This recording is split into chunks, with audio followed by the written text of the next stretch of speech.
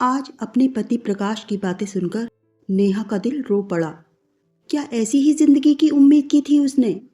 क्या ऐसे ही जीवन साथी की कल्पना की थी उसने? उसके पिताजी ने अपनी छोटी सी जायदाद के 2 हिस्से कर अपने दोनों बच्चों में बांट दिए थे। भैया का परिवार मुंबई में रहता है, उनकी नौकरी वहीं पर है। वो खुद दिल्ली में रहती है और माँ पिताजी चंडीगढ़ में रहते हैं। डॉक्टर ने पिताजी को हर्निया का ऑपरेशन कराने के लिए कह दिया था। पिताजी काफ़ी समय से तकलीफ में थे। जब वो पिछली बार चंडीगढ़ गई थी तो माँ ने पिताजी की तकलीफ के बारे में उसे बताया था। सुनकर वो बेचैन हो गई थी। उसने भैया से फ़ोन पर बात की तो भाई ने ये कहकर मजबूरी जता दी, इतनी छुट्टी मुझे एक साथ नहीं मिल सकती कि मैं चंडीगढ़ जाकर पिताजी का ऑपरेशन करा सकूं, और साथ ही माँ से तेरी भाभी की बिल्कुल नहीं बनती, इसलिए मुंबई लाकर भी ऑपरेशन की बात मैं नहीं सोच सकता। वैसे भी तू जानती है नेहा, छोटा सा फ्लैट, पढ़ने वाले बच्चे, बीमार आदमी के साथ बड़े शहर में बहुत मुश्किल हो जाती है। भैया ने अपनी मजबूरी जताते हुए कहा। तो फिर क्या पिताजी को ऐसे ही तकलीफ में मरने के लिए छोड़ दें? नेहा के स्वर में तल्खी आ गई थी। तो फिर तू चली जा या फिर प्रकाश चला जाए, उसकी तो सरकारी नौकरी है, छुट्टी मिलने में इतनी दिक्कत भी नहीं होगी। नेहा के स्वर की तल्खी भांपकर वो भी चिढ़ गया था। लेकिन भैया, बेटे के होते हुए दामाद का एहसान लेना क्या ठीक है? वो अपने को संभालते हुए लाचारी से बोली। क्यों? जब हिस्सा मिला तब तो बेटी दामाद जैसी कोई बात नहीं हुई, और जब जिम्मेदारी निभाने की बात आई तो वो दामाद हो गया। भैया भुन्नाता हुआ बोला। भैया की बात सुनकर नेहा दुखी हो गई। दिल किया कि कोई तीखा सा जवाब दे दे, पर चुप रह गई। आखिर गलत भी नहीं कहा था, पर यह सब कहने का अधिकार भी भैया को तब ही था जब वो खुद अपने कर्तव्य का सही से पालन करता। नेहा तो जायदाद में हिस्सा बिल्कुल भी नहीं चाहती थी। उसने पिताजी को बहुत मना भी किया था, पर एक तो माँ पिताजी की जिद और दूसरे प्रकाश की चाहत भांपकर उसने हाँ बोल दी। सोचा जायदाद पाकर ही सही प्रकाश उसके माँ पिताजी के लिए नरम रुख अपना लेगा। इसके अलावा ज़रूरत पड़ने पर उसे चंडीगढ़ जाने में भी आसानी हो जाएगी। एकदम मना नहीं कर पाएगा प्रकाश उसे। पर उसके हिस्सा लेने के बाद से ही भैया के व्यवहार में परायापन आ गया था। भाभी तो हमेशा से ही परायों जैसा व्यवहार करती थी, पर भैया का व्यवहार पहले सामान्य था। उसे अपनी परवाह नहीं थी, बस माँ पिताजी का ध्यान रख ले भैया, इसी से वो खुश रहती। पर भैया के जवाब से उसका दिल टूट गया। भैया का अगर जवाब ऐसा है तो प्रकाश का जवाब तो वो पहले से ही जानती है। फिर भी उसने सोचा एक बार तो प्रकाश से बात करके देख ले। उससे और माँ से पिताजी के ऑपरेशन का तामझाम अकेले नहीं संभलेगा। कोई भी परेशानी खड़ी हो गई तो एक पुरुष का साथ तो होना ही चाहिए ऑपरेशन के समय। प्रकाश का मूड ठीक सा भांपकर आज उसने प्रकाश से बात कर ही ली। पिताजी की तकलीफ बढ़ती ही जा रही है प्रकाश। कल भी बात हुई थी माँ से, डॉक्टर कह रहे हैं कि समय से ऑपरेशन करवा लो। हाँ तो करवा लें। प्रकाश के चेहरे के भाव एकदम से बदल गए। तुम चलोगे चंडीगढ़ कुछ दिन की छुट्टी लेकर? क्यों, उनके बेटे का क्या हुआ? किस तरह से बोल रहे हो प्रकाश? बात की थी मैंने भैया से, छुट्टी नहीं मिल रही है उन्हें। थोड़े दिन की छुट्टी तुम ले लो ना, ऑपरेशन करवाकर तुम वापस आ जाना, फिर कुछ दिन मैं रह लूँगी, फिर थोड़े दिन के लिए भैया भी आ जाएंगे तो पिताजी की ठीक से देखभाल हो जाएगी। मुझे भी छुट्टी नहीं मिलेगी अभी, कहकर प्रकाश उठकर बेडरूम की तरफ चल दिया। और हाँ, वो रुककर बोला, तुम भी वहाँ लंबा नहीं रह सकती हो, यहाँ खाने पीने की दिक्कत हो जाएगी मुझे। इतना कहकर प्रकाश चला गया। उसने भी हार नहीं मानी और उसके पीछे चल दी। चलते चलते उसने कहा, प्रकाश, उन्होंने हम दोनों भाई बहनों को अपना सब कुछ बांट दिया है, तो हमारा भी तो उनके प्रति कुछ फर्ज बनता है। तो प्रकाश तल्खी से बोला, बेटी को ही दिया है क्या? बेटे को नहीं दिया? वो क्यों नहीं आ जाता उनकी देखभाल करने के लिए? उफ, नेहा का सिर भन्ना गया। प्रकाश के तर्क इतने अजीबोगरीब होते हैं कि जवाब में कुछ भी कहना मुश्किल है। कोई इतना कठोर कैसे हो सकता है? नेहा का दिल घायल हो गया। पिताजी के दो अपंग सहारे, प्रकाश और भैया, जिन पर पिताजी ने अपना सब कुछ लुटा दिया, जिन्हें पिताजी ने अपना आधार स्तंभ समझा, आज कैसे बदल गए हैं।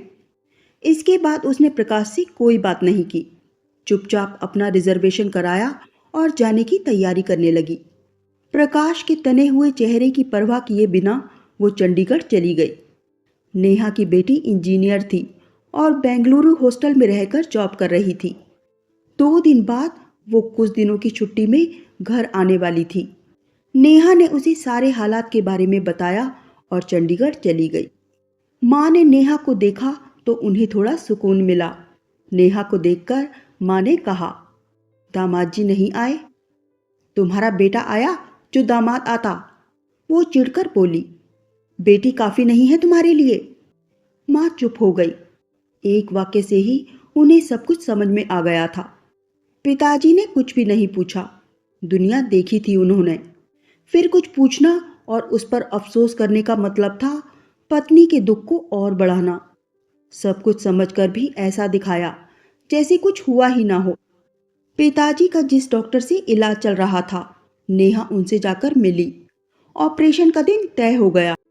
उसने प्रकाश और भाई को औपचारिक खबर दे दी। डरते डरते उसने पिताजी का ऑपरेशन करवा दिया। मन ही मन डर रही थी कि कहीं कोई ऊंच नीच हो गई तो क्या होगा। पर पिताजी का ऑपरेशन सही सलामत हो गया। उसकी जान में जान आई। पिताजी को जिस दिन अस्पताल से घर लेकर आई, मन में संतोष था कि वो उनके कुछ काम आ पाई। पिताजी को बिस्तर पर लिटाकर लिहाफ उड़ाकर उनके पास बैठ गई। पिताजी के चेहरे पर उसके लिए आभार के भाव थे, जो शायद बेटे के लिए नहीं होते। आज समाज में बेटी को पिता की जायदाद में हक जरूर मिल जाता है, लेकिन माता पिता अपना अधिकार आज भी बेटे पर ही समझते हैं।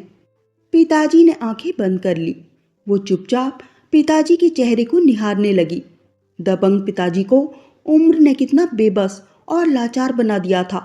भैया और प्रकाश, पिताजी के दो सहारे कहाँ हैं? वो सोचने लगी। उसे व भैया को पिताजी ने कितने प्यार से पढ़ाया लिखाया, योग्य बनाया। वो लड़की होते हुए भी अपने पति की इच्छा के विरुद्ध अपने पिता की जरूरत पर आ गई।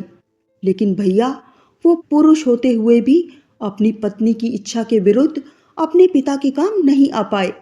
सच है, रिश्ते तो स्त्रियां ही संभालती हैं, चाहे फिर वो मायके के हों या ससुराल के। लेकिन पुरुष, वो ससुराल के क्या, वो तो अपने सगे रिश्ते भी नहीं संभाल पाता और उसका ठीकरा भी स्त्री के सिर फोड़ देता है। पिताजी कुछ दिन बिस्तर पर रहे। उनकी तीमारदारी माँ और नेहा दोनों मिलकर कर रही थी। भैया ने पापा की चिंता इतनी ही की थी कि एक दिन फुर्सत मिलते ही माँ और पिताजी से फोन पर बातचीत करने के बाद नेहा से कहा, कुछ ज़रूरत हो तो बता देना, कुछ रुपये भिजवा देता हूँ। उसकी ज़रूरत नहीं है भैया। रुपये का तो पिताजी ने भी अपने बुढ़ापे के लिए इंतज़ाम किया हुआ है। उन्हें तो तुम्हारी ज़रूरत थी। उसने आगे कुछ कहना चाहा, पर रिश्तों में और भी कड़वाहट घुल जाएगी सोचकर चुप्पी लगा गई और तभी फ़ोन कट गया। नेहा 15 दिन चंडीगढ़ रहकर घर वापस आ गई। प्रकाश का मुंह फूला हुआ था। उसने परवाह नहीं की, चुपचाप अपनी दिनचर्या में व्यस्त हो गई। प्रकाश ने पिताजी का हाल चाल तक नहीं पूछा, पर उसकी सास का फोन उसका और उसके माँ पिताजी का हालचाल पूछने के लिए जरूर आया। उसे अच्छा लगा। सभी बुजुर्ग शायद एक दूसरे की हालत को अच्छी तरह से समझते हैं। नेहा की बेटी वापस अपनी नौकरी पर चली गई थी। पिताजी की हालत में निरंतर सुधार हो रहा था, इसलिए वो निश्चिंत थी। उसके सास ससुर देहरादून में रहते हैं। सब कुछ ठीक चल रहा था कि तभी एक दिन उसकी सास का बदहवास सा फोन आया। उसके ससुर जी की तबीयत अचानक बिगड़ गई थी और उन्हें अस्पताल ले जाना पड़ा था। सुनते ही नेहा और प्रकाश तुरंत देहरादून के लिए निकल पड़े। प्रकाश का भाई अविनाश, जो पुणे में रहता है, वो भी अपनी पत्नी के साथ देहरादून पहुंच गया। पता चला कि प्रकाश के पापा को दिल का दौरा पड़ा था। एंजियोग्राफी से पता चला कि उनकी धमनियों में रुकावट थी। अब एंजियोप्लास्टी होनी थी। अविनाश की पत्नी छवि स्कूल में पढ़ाती थी। वो 2-4 दिन की छुट्टी लेकर आई थी, पर पापा को तो एंजियोप्लास्टी और उसके बाद की देखभाल के लिए लंबे समय की ज़रूरत थी। प्रकाश के पापा अभी अस्पताल में ही थे। छवि की छुट्टियां खत्म हो गई थीं। वो वापस जाने की तैयारी करने लगी। मैं भी चलता हूँ भैया, छवि अकेले कैसे जाएगी? अविनाश बोला। लेकिन अविनाश, पापा को लंबी देखभाल और इलाज की ज़रूरत है। कुछ दिन हम रुक लेते हैं, कुछ दिन तुम छुट्टी लेकर आ जाओ, प्रकाश बोला। पर भैया, हम दोनों की तो प्राइवेट नौकरी है, इतनी लंबी छुट्टियां नहीं मिल पाएंगी। और मम्मी पापा को पुणे भी नहीं ले जा सकता। छवि भी नौकरी करती है, तो वो माँ पापा को समय नहीं दे पाएगी और ना ही पापा की देखभाल ठीक से कर पाएगी। कहकर उसे कुछ भी कहने का मौका दिए बिना दोनों पति पत्नी पुणे के लिए निकल गए। प्रकाश के पापा के 2 दोस्त अस्पताल में उनके पास रुक गए और सबको थोड़ा आराम करने के लिए घर भेज दिया। अविनाश और छवि के वापस लौटते ही अब प्रकाश पशु पेश में पड़ गया। बड़ा भाई होने के नाते वो अपनी जिम्मेदारियों से नहीं भाग सकता था। उसने सहारे के लिए नेहा की तरफ देखा, पर नेहा के चेहरे पर कठोरता के भाव थे। मौका पाकर वो धीरे से बोला, नेहा, मम्मी पापा को हम अपने साथ ले चलते हैं। वहां आराम से उनका इलाज और देखभाल हो जाएगी। यहाँ तो हम इतना नहीं रुक पाएंगे। या फिर एंजियोप्लास्टी करवाकर मैं चला जाता हूँ, तुम यहीं रुक जाओ, मैं आता जाता रहूँगा। क्यों? मैं क्यों रुकूं? फालतू हूँ क्या? नौकरी नहीं कर रही हूँ तो क्या मेरी ही ड्यूटी हो गई? छवि या अविनाश नहीं रह सकते यहाँ। लेकिन जब वे दोनों जिम्मेदारियां नहीं उठाना चाह रहे हैं तो पापा को ऐसे तो नहीं छोड़ सकते ना। किसी को तो जिम्मेदारी उठानी ही पड़ेगी। हाँ तो जिम्मेदारी उठाने के लिए सिर्फ हम ही रह गए हैं क्या? और सेवा करने के लिए सिर्फ मैं? कल को पापा की संपत्ति तो दोनों के बीच ही बटेगी, सिर्फ हमें तो नहीं मिलेगी। मुझसे नहीं होगा। कहकर पैर पटकती हुई नेहा कमरे से बाहर निकल गई। बाहर लॉबी में सास बैठी हुई थी, उदास सी। उनका हाथ पकड़कर नेहा किचन में ले गई। उन्होंने सब कुछ सुन लिया था। उनके चेहरे से पता चल रहा था। उनकी आंखों में आंसू तैर रहे थे। चेहरे पर घोर निराशा थी। माँ, वो उनका चेहरा ऊपर करके बोली, खुद को कभी अकेला मत समझना, हम हैं आपके साथ और आपकी ये बेटी आपकी सेवा करने के लिए है। मुझ पर विश्वास रखिए माँ। मैं प्रकाश के साथ सिर्फ नाटक कर रही थी। मैं उन्हें कुछ एहसास दिलाना चाहती थी। मुझे गलत मत समझिए माँ। आपके पास कुछ भी ना हो, तब भी आपके बच्चों के कंधे बहुत मजबूत हैं। वे अपने माता पिता का सहारा बन सकते हैं। सास रो रही थी। नेहा ने उन्हें गले से लगा लिया। सास को नेहा के माता पिता के प्रति प्रकाश के व्यवहार के बारे में मालूम था, इसलिए सब कुछ समझ गई थी। माँ बेटी जैसा रिश्ता कायम कर रखा था नेहा ने अपनी सास के साथ, और हर प्यारे रिश्ते का आधार ही विश्वास होता है। उसकी सास को उस पर पूरा विश्वास था। माँ, चलने की तैयारी कर लो चुपचाप, यहाँ लंबा रहना संभव नहीं हो पाएगा। आप और पापा हमारे साथ चलिए। दिल्ली में अच्छा इलाज और सुविधा मिल जाएगी और पापा की देखभाल भी अच्छे से हो जाएगी। आप बिल्कुल भी फिक्र मत करो माँ। सारी जिम्मेदारी हमारे ऊपर डालकर आप बिल्कुल निश्चिंत रहो। पापा की देखभाल हमारी जिम्मेदारी है। नेहा की बात सुनकर सास का मन बार बार भर रहा था। वे चुपचाप अपने कमरे में आ गई। नेहा भी अपने कमरे में गई और अटैची में कपड़े डालने लगी। प्रकाश सिर पिटाया सा चुपचाप बैठा था। वो खुद जानता था कि वो नेहा को कुछ भी बोलने का अधिकार खो चुका है। अटैची पैक करते करते नेहा चुपचाप प्रकाश को देखती रही। अपनी अटैची पैक करके नेहा प्रकाश की तरफ देखकर बोली, तुम्हारी अटैची भी पैक कर दूं? नेहा, एक बार फिर से सोच लो। पापा को ऐसे छोड़कर नहीं जा सकते हम। मुझे तो रुकना ही पड़ेगा, लेकिन नौकरी से इतनी लंबी छुट्टी मिलना मेरे लिए संभव नहीं है। माँ पापा को साथ ले चलते हैं, वरना कैसे होगा उनका इलाज? प्रकाश का गला भर्राया हुआ था। वो प्रकाश की आंखों में देखने लगी। उसकी आंखें बरसने को तैयार थीं। अपने माता पिता से इतना प्यार करने वाला प्रकाश आखिर उसके माता पिता के लिए इतना कठोर कैसे हो सकता है? अपने पिताजी की याद आते ही उसका मन एकाएक प्रकाश के प्रति कड़वाहट और नफरत के भावों से भर गया। लेकिन उसके संस्कार उसे इसकी इजाजत नहीं देते थे। वो अपने सास ससुर के प्रति ऐसी निष्ठुर नहीं हो सकती। कोई भी इंसान जो अपने माता पिता से प्यार नहीं कर सकता, वो दूसरों से क्या प्यार करेगा? और जो अपने माता पिता से प्यार करता हो, वो दूसरों के प्रति इतना कठोर कैसे हो सकता है? उसे अपने आप में डूबा देखकर प्रकाश उसके सामने खड़ा हो गया। बोलो नेहा, क्या सोच रही हो? पापा को साथ ले चले ना? उसने प्रकाश के चेहरे पर पल भर नजर गड़ाई, फिर सपाट स्वर में बोली, 2 दिन बाद की टैक्सी बुक करवा लो जाने के लिए। कहकर वो बाहर निकल गई। प्रकाश कुछ समझा, कुछ नहीं समझा, पर फिर घर के माहौल से सब कुछ समझ गया।